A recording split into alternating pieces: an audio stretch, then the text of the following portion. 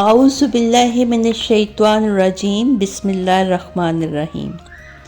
آج اللہ تعالیٰ کے جس بابرکت نام کی یہاں حمد و ثنا بیان کی جائے گی وہ نام ہے القدوس جل شانہ۔ القدوس لفظ قدس سے مشتق ہے، مبالغے کا صیغہ ہے جس کے معنی پاک، صاف، طیب و طاہر اور مقدس کے ہیں۔ القدوس اللہ کا وہ اسم ہے جو اس کے تمام تر اسما میں موجود اور ساتھ ساتھ ہے۔ ذات باری کی ستائش بھی اسی سے کی جاتی ہے۔ وہ پاک ہے اور اس کی تمام اسما پاک ہیں، اور وہ اپنی تمام صفات میں بالا تر ہے، اور اس کے تمام اسما کی صفت ہے، بلکہ ہر پاک اور محترم چیز کی تعریف اسی لفظ سے بیان فرمائی گئی ہے۔ اس کے بغیر صفات کا اظہار ممکن نہیں۔ بیت المقدس کی وجہ تسمیہ بھی یہی ہے کہ وہ گندگی سے پاک ہے۔ جنت کو جنت الخطیرۃ القدوس اسی لیے کہا جاتا ہے کہ وہ ہر پاکی سے پاک ہے۔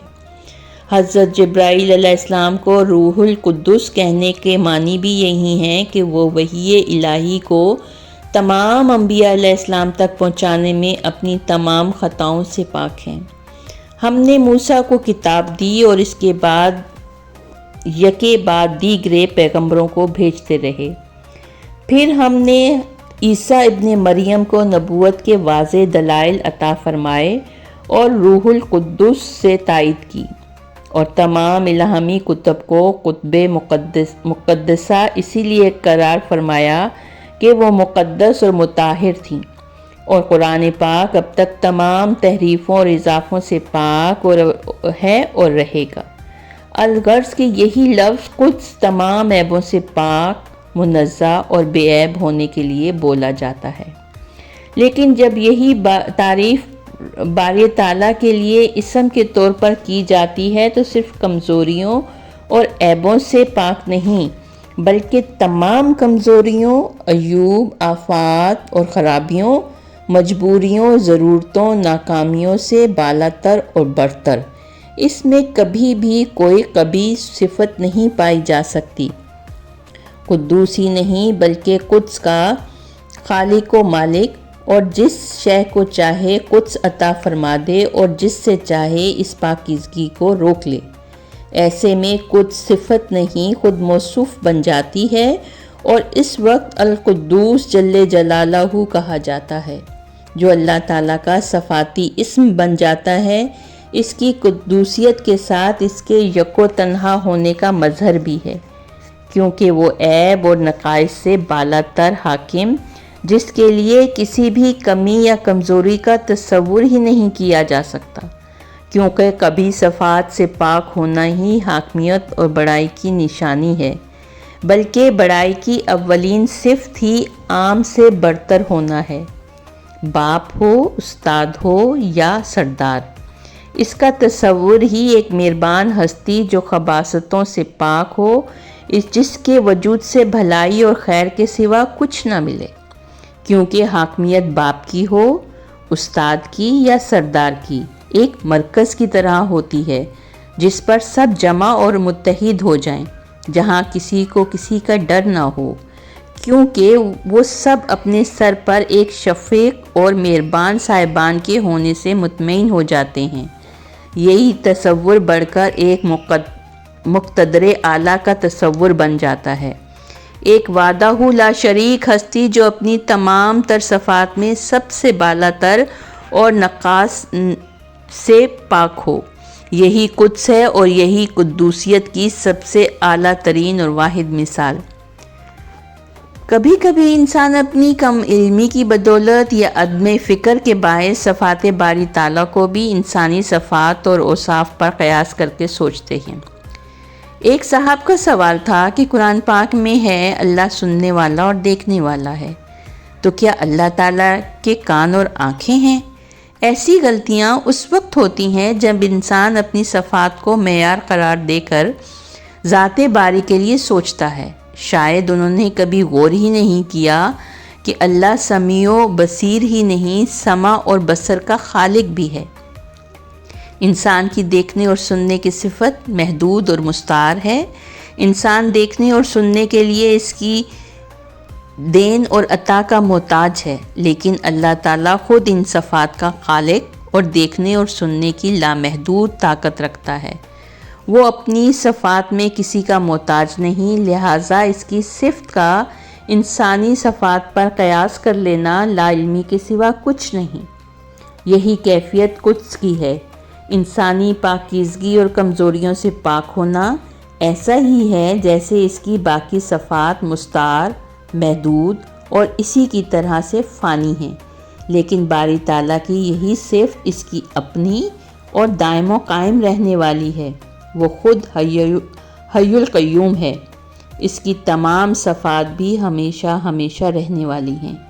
اس کا ادراک تصور و قیاس سے نہیں کیا جا سکتا، بلکہ کسی طرح بھی نہیں کیا جا سکتا، کیونکہ انسان کی سمجھ بوجھ اور اس ادراک بھی محدود اور وقتی ہے، اور اللہ تعالیٰ کی ذات و صفات سب لامحدود اور ازل و ابدی ہیں۔ وہ ایسا معبود ہے جس کے سوا کوئی اور معبود نہیں۔ وہ المالک القدوس ہے، سالم اور امن دینے والا ہے، نگہبانی کرنے والا، خرابی سے دور کر دینے والا، زبردست اور عظمت والا ہے، شرک سے پاک، معبود برحق پیدا کرنے والا، ٹھیک ٹھیک بنانے والا، صورت بنانے والا، اور اس کے اچھے اچھے نام زمین و آسمان کی سب چیزیں اسی کی تسبیح کرتی ہیں۔ وہی زبردست حکمت والا ہے۔ باقی تمام اسما کی طرح اللہ تعالیٰ کا یہ اسم بھی قدس و پاکیزگی کا پورا ایک نظام ہے۔ انسان کی پاکیزگی کی بنیاد تقویٰ ہے۔ جو جتنا متقی اور خشیت الہی رکھتے والا اتنا ہی برائیوں سے پاک، اور جو جس قدر برائیوں سے بچتا ہے اللہ تعالیٰ اسے اتنا ہی تقدس اور تقدیس عطا کرتا ہے، اور جو برائیوں کمزوریوں سے بچنے میں اس کی مدد بھی کرتا ہے۔ اس کے بعد انسان دنیاوی برائیوں کو نظر انداز کرتا اور اپنی غلط خواہشات پر قابو پاتا ہوا اخلاق حمیدہ کے درجات طے کرتا ہوا تقدس کے مقام تک پہنچ جاتا ہے۔ اللہ تعالیٰ نے انسان کو بنایا اور اپنی تمام صفات سے اسے نوازا۔ قدوسیت اور پاکی عطا فرمانے کے لیے اس کے تقدس عظمت کا معیار تقویٰ قرار دیا۔ تقویٰ کی بنیاد خشیت الہی اور خشیت الہی کی بنیاد علم پر رکھی گئی۔ اب جو جتنا جاننے والا ہے وہ اللہ سے اتنا ہی ڈرنے والا ہے، اور جو جس قدر ڈرنے والا ہے وہ اتنا ہی متقی ہے، اور جو جس قدر متقی ہے وہ اتنا ہی پاک صاف، بے عیب اور تقدیس والا ہے۔ ان تمام مدارج سے گزر کر انسان مقدس اور محترم بنتا ہے۔ یہ سب روح کی ضروریات ہیں، اور ان سب کو نظر انداز کر کے وہ صرف جسم کی پرورش کرتے ہوئے جسمانی ضروریات پوری کرتا ہے، اور جسم اور اس کی تمام ضروریات اور خواہشات فانی ہیں، مگر قدس اور اس کی تمام درجات باقی رہنے والے ہیں، اور عمل بھی باقی رہنے والا ہے، جس کی بنیاد دو چیزوں پر ہوتی ہے، پاکی اور ناپاکی پر، صداقت اور خباثت پر۔ ان دونوں کے راستے اور منزلیں بھی جدا جدا ہیں۔